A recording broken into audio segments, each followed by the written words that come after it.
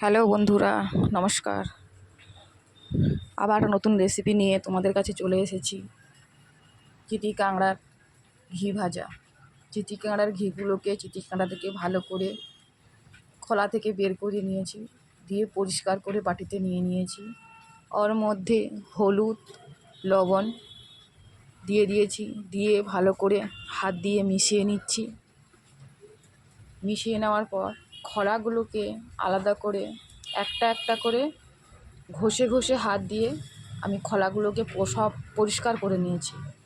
আমি বড় বড় দেখে খোলাগুলো নিয়েছি।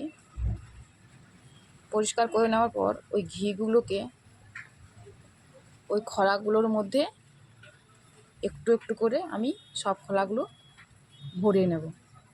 ভরা নিচ্ছি, মোটামুটি ওদিকে ভরছি, ওদিকে আর একদিকে গ্যাসে আমি তেল গরম করতে বসিয়ে দিয়েছি।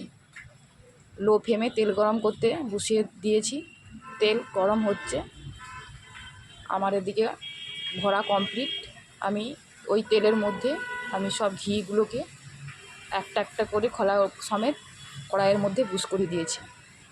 লো ফ্লেমে ভেজে নিয়েছি, ভাজা হয়ে গেছে। আমি একটা একটা করে প্লেটে নামিয়ে নেব।